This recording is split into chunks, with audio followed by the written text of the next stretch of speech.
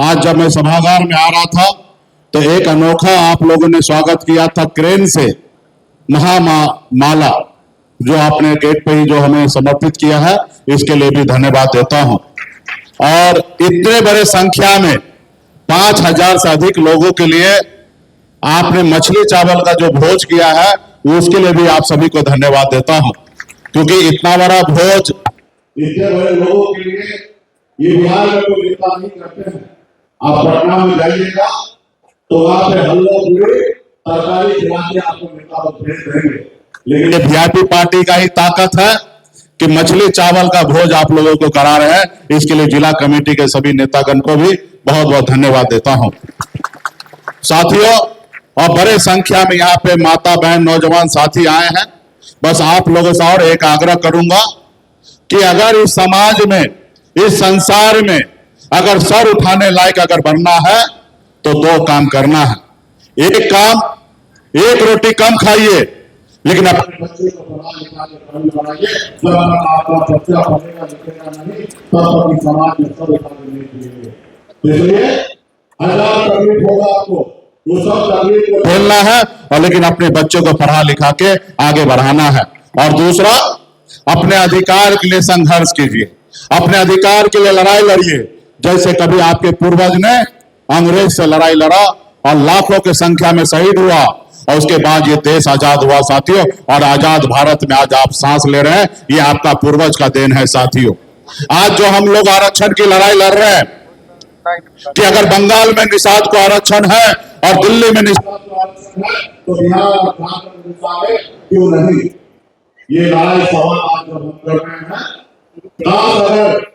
30, 40 साल, 50 साल पहले, 70 साल पहले जब देश आजाद हुआ, जब बंगाल में आरक्षण मिला, दिल्ली में आरक्षण मिला, तो अगर काश अगर उस समय में हमारे लोग पूर्वज अगर संघर्ष करते, लड़ाई लड़ते मजबूती से, तो आज हमारे समाज को आरक्षण मिल गया होता और आज हमें लड़ाई नहीं लड़ना पड़ता और आरक्षण मिल गया रहता, तो आज आप निषाद का बेटा कलेक्टर होता, एसपी होता, एसडीओ होता, बीडीओ होता, डॉक्टर होता, बड़े बड़े पद पे होते।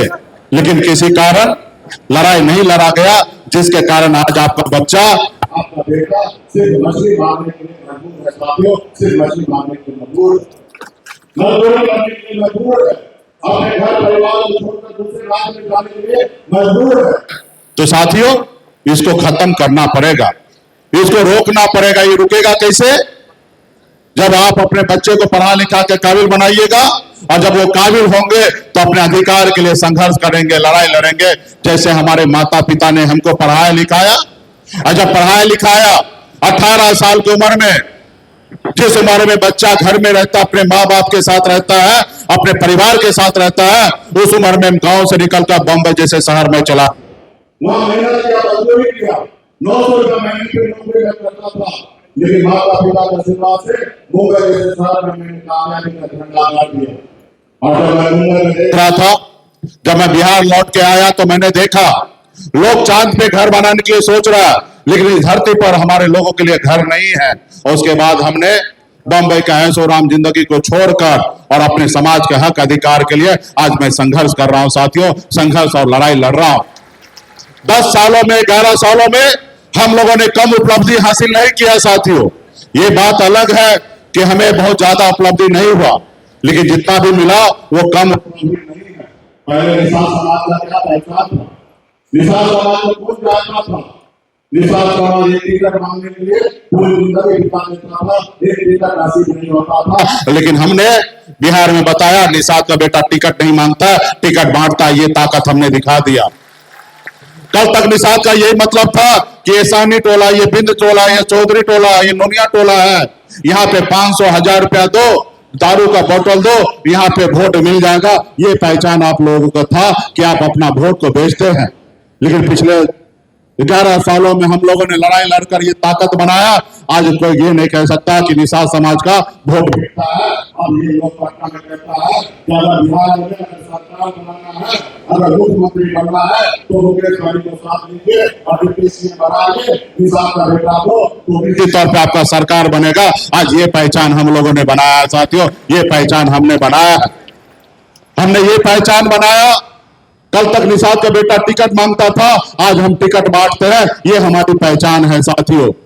आपने 2020 में देखा, कल तक लोग तो लगता था कि मल्लाह का मतलब सिर्फ मल्लाह मछली मारता है, और 2020 में हमने अपनी पार्टी से 4-4 विधायक बना के दिखा दिया। और सिर्फ 4 विधायक ही नहीं बनाया, अगर हम समर्थन नहीं देते तो बिहार का मुख्यमंत्री नीतीश कुमार भी शपथ नहीं ले पाते, और बिहार का मुख्यमंत्री नहीं बनते। निषाद मल्लाह बेटा का समर्थन नहीं देते तो बिहार का मुख्यमंत्री नीतीश कुमार नहीं बनता। तो हमने मुख्यमंत्री भी बनाने का काम किया साथियों। तो इसलिए साथियों, आने वाला समय में बहुत बड़ी लड़ाई है। हम लोगों ने 2 बार मोतिहारी में हमने लोगों ने आप लोगों को मौका दिया। 2020 में भी हमने रामचंद्र सैनी जी को टिकट देने का काम किया, और वो चुनाव वो हार गए क्योंकि वो संसाधनहीन थे और आप लोगों का शक्ति ताकत नहीं दिखा, जिसके कारण 2020 में चुनाव हार गया। 2024 में भी हम बहुत कोशिश करते थे कि निषाद का बेटा यहाँ चुनाव लड़े। हमने अशोक सैनी जी को भी आग्रह किया था कि आप जिला अध्यक्ष हैं, आपके पास बहुत संसाधन भी है और आप चुनाव मैदान में आइए, लोकसभा चुनाव लड़िए। लेकिन उन्होंने कहा कि हमारी एक तैयारी नहीं है और हमारे पास उतना संसाधन भी नहीं है, यहाँ पे किसी और को चुनाव लड़ाया जाए, हमें हर हाल में जीतना है। फिर हम लोगों ने यहाँ पे राजेश कुशवाहा जी को हमने टिकट देने का काम किया, और आप लोगों ने भरपूर मजबूती से मेहनत किया, लेकिन कुछ ना कुछ तो कमी रह गया। मात्र 80,000 वोटों से हमने हारा। हमारे पास पहले से तैयारी नहीं था। 800 बूथ ऐसा था जहां पे हमारे कार्यकर्ता बूथ अध्यक्ष नहीं बैठा, और जिसके कारण हम लोग चुनाव हारने का काम किए हैं। इसलिए साथियों, तो आपको मौका मिला, मैं निश्चित तौर पर तीसरी बार भी मौका दूंगा, लेकिन जब तक आप मौका को कामयाबी में नहीं बदलिएगा, तब तक निषाद समाज का झंडा बुलंद नहीं होगा साथियों, बुलंद नहीं होगा।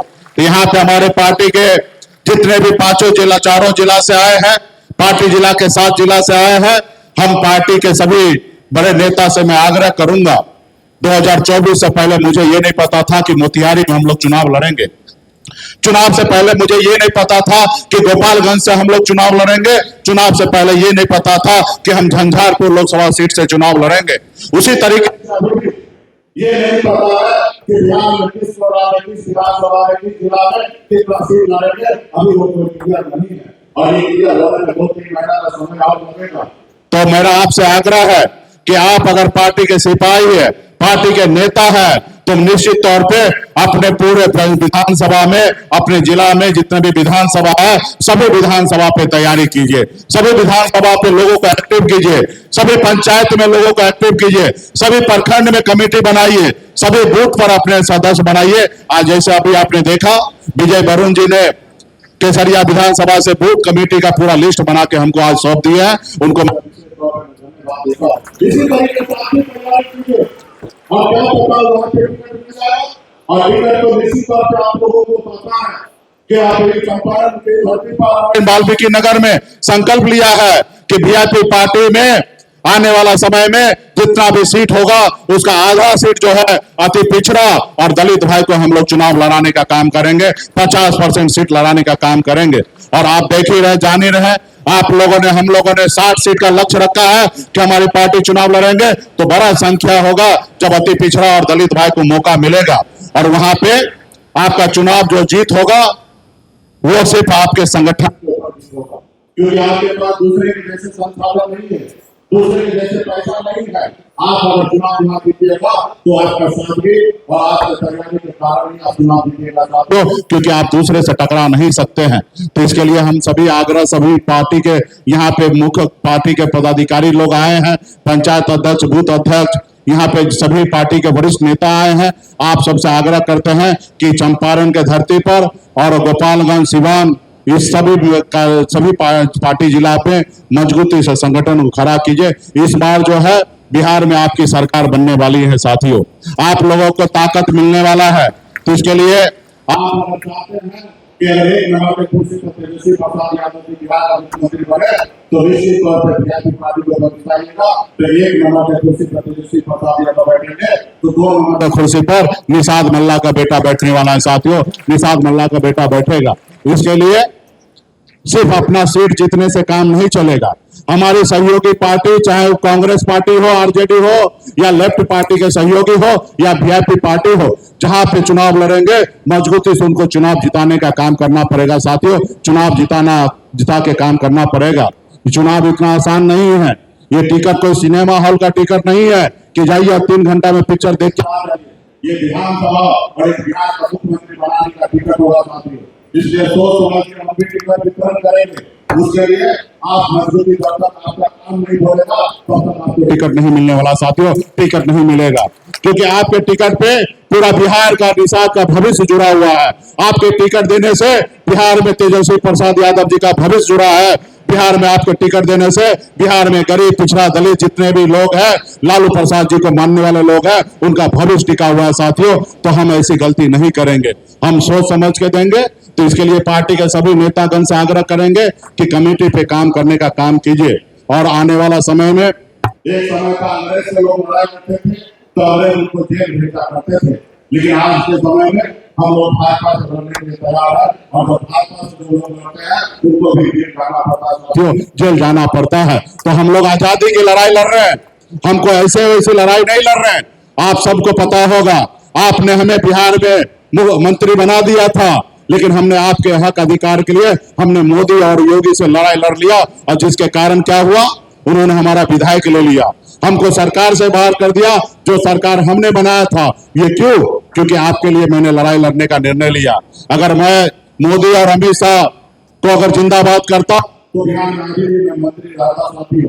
तो लोग पार्टी में काम करते थे, आज बीजेपी पार्टी के लोग आज भारत सरकार में मंत्री बन गए साथियों। ये आपका खून पसीना का देन है साथियों, आपका संघर्ष का देन है कि आप किसी दुश्मन जो लड़ाई लड़ने के लिए तैयार है वो आपके भाई को आगे बढ़ा रहे हैं। इसलिए कि उनको पता है कि लोहा लोहा से ही काटा जाएगा। लेकिन बिहार के एक एक निषाद को पता है लीडर और लोडर का फर्क उनको पता है। तो इसलिए आप लोग लीडर के साथ है, अपने आने वाले बच्चे के भविष्य के लिए लड़ाई लड़ने के लिए तैयार है। तो इसलिए मजबूती से वीआईपी पार्टी का काम कीजिए। आज अगर उस समय में पसीना और ज्यादा बहाते, कुछ अपने जेब से 1500 रुपया खर्चा कर देते, तो आज यहाँ मोतिहारी लोकसभा में वीआईपी पार्टी का सांसद होता, आपके दूर सुख में आपका खड़ा होता साथियों। और वीआईपी पार्टी के नेता होता जो आरक्षण का हक अधिकार के लिए वहां पे संघर्ष करता आवाज उठाता। लेकिन हम लोगों से चूक हुआ, लेकिन इस बार चूक नहीं हो। इस बार बिहार विधानसभा में हम लोगों को मजबूती से लड़ाई लड़कर बिहार में जितने भी गरीब पिछड़ा दलित है उनको हक अधिकार दिलाना है। आज दिल्ली में जो सरकार है वो नहीं चाहता है कि एक गरीब पिछड़ा दलित का बेटा आगे बढ़े। आप कभी भी उम्मीद नहीं कर सकते हैं दिल्ली से कि वो दूध का रखवाली कर सके। आज जो हजारों साल से आपको गुलाम बना के रखा है वो नहीं चाहेगा कि आप राजा बने साथियों। लेकिन बाबा साहब भीमराव अम्बेडकर ने दिया, उन्होंने कहा हम राजा बेटा राजा नहीं बनेगा, रानी के कोख से बच्चा जन्म लेगा वो राजा नहीं बनेगा, अब राजा देश का वो बनेगा जिसके पास वोट होगा वही व्यक्ति राज्य का मुख्यमंत्री और देश का प्रधानमंत्री बनेगा, विधायक बनेगा। और वोट आपके पास है, हमारे पास है। तो आज आपका बेटा आपका भाई क्यों नहीं राज्य का मुख्यमंत्री और देश का प्रधानमंत्री बने साथियों। ये ताकत आपके पास है। अभी आप लोग देखते होंगे कल ही मोदी जी ने कैबिनेट में पास किए हैं जातिगत गणना करने के लिए, जाति आधारित जनगणना करने के लिए। ये हम लोगों का पहला जीत है। पिछले कई सालों से 30-35 सालों से आदरणीय लालू प्रसाद यादव तमाम बैकवर्ड पिछड़ा जाति के सभी नेता लोग हैं पिछले 35 सालों से लड़ाई लड़ रहे थे। और आज जाके अभी फिर से मोदी जी ने कहा कि हम जाति आधारित गणना कराएंगे। मुझे पूरा विश्वास है कि मोदी जी से ये सही होने वाला नहीं है। सिर्फ अभी बिहार में चुनाव है, चुनाव को देखते हुए बिहार के लोगों को गुमराह करने के लिए आए हैं। हम लोगों का आने वाला समय में लड़ाई होगा देश में कि जाति आधारित गणना किया जाए और जिनकी जितनी संख्या है उनको उतना हिस्सेदारी मिलना चाहिए। इस देश में गरीब पिछड़ा दलित के सभी को उतना हक मिलना चाहिए। इसके लिए मैं मजबूती से हम लोग काम कर रहे हैं साथियों। सिर्फ जरूरी है कि आप लोग हमारे हाथ को मजबूत करें। और मैं यहाँ पे मीडिया के साथी यहाँ पे उपस्थित है, मैं आपके माध्यम से मैं बिहार के नेता स्वर्गीय रामविलास पासवान जी के सुपुत्र चिराग पासवान जी को मैं कहना चाहूंगा। मैंने उनका एक स्टेटमेंट सुना और देखा कि वो कह रहे हैं कि जाति आधारित गणना हो लेकिन आंकड़ा जो है सरकार पब्लिश ना करे, सिर्फ सरकार अपने पास रखे। आप बताइए, आपके पिताजी इतना मेहनत किए, लड़ाई लड़े जाति आधारित गणना करने के लिए और आज आप मोदी के गोद में हैं। अरे भाई चिराग जी, आप पिछड़ा दलित का बेटा हैं, आप हमारे अपने भाई हैं। मैं आपसे आग्रह करता हूं कि एक बार तो मोदी जी का हनुमान आप बने थे, लेकिन क्या परिणाम मिला? आपका घर परिवार को दिया गया, आपको बंगला से बाहर कर दिया गया, आपके पिताजी का प्रतिमा बाहर कर दिया गया। अब भूल गए हैं तो अब याद करेंगे। अब इतना भी मोदी के गोदी में ना चले जाइए कि आपका अस्तित्व जो है खत्म हो जाएगा और आपके समाज आपसे नफरत करने लगेगा। साथियों, आपका समाज आपसे नफरत करने लगेगा। आप बताइए, अब आंख का ऑपरेशन हो और डॉक्टर बोले कि नहीं पट्टी मत खोलो, जिंदगी भर पट्टी बांध के रहो, तो क्या फायदा हमको आपके ऑपरेशन करा के? आप बताइए, हमारी लड़ाई है कि भाई इस देश में कितनी कितनी संख्या किस जाति धर्म के लोगों का है, और जिस जाति धर्म के लोगों को जितनी संख्या है सरकार बताए, और उसके बाद उनको उनकी संख्या है उनको आरक्षण हो जाता है। लेकिन आप बोले कि सरकार ने बताया, आपका आंसर बताया। आज बिहार में शासन कितनी बड़ी संख्या में, अभी माननीय मुख्यमंत्री नीतीश जी और लालू जी का देन है कि जाति आधारित गणना हुआ, तब पता चला कि बिहार में निषाद 13-14% है।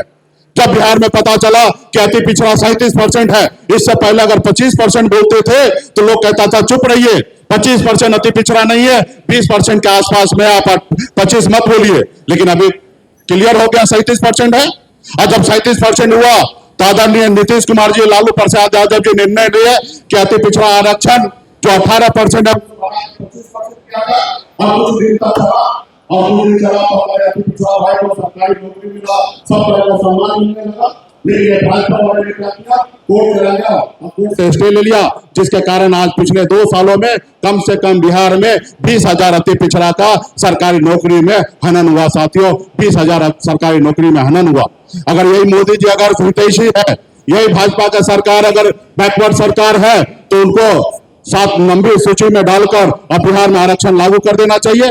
लेकिन ये भाजपा कभी नहीं कर सकता साथियों, क्योंकि आप जानते हैं भाजपा के पीछे जो आरएसएस है, वो आरएसएस जो है इस देश में सभी पिछड़ा दलित को वो गुमराह करके उसको उनको गुमराह कराना चाहता है साथियों।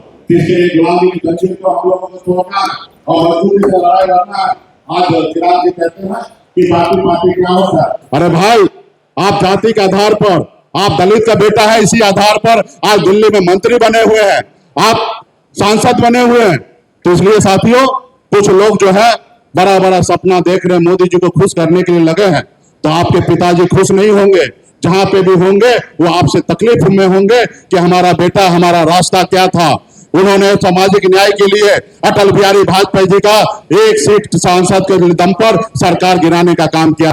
ये और आज उनके बेटा, आज उनके सुपुत्र जो है भगवान बने हुए। तो खैर चलिए, कुछ लोगों को भगवान बन गया, कुछ लोगों को किसी का वोट में बैठना है, हमें उससे फर्क नहीं पड़ता है। हमको इसलिए फर्क पड़ता है कि दलित पिछड़ा का बेटा है, हम मानते हैं कि वो हमारे परिवार के सदस्य है, इसलिए उनको हम लोग आईना दिखाने का काम करते हैं। तो लेकिन आप लोग मजबूती से एक एक गाँव में जाइए, लोगों को बताइए, खास करके सरकार के बारे में बताइए। आज बिहार में कोई भी पंचायत में चले जाइए, कोई भी वार्ड में चले जाइए, इतना भ्रष्टाचार है कि बगैर पैसे का एक काम नहीं होता है। तो इसलिए वहां पे भी लोगों को जागरूक कीजिए।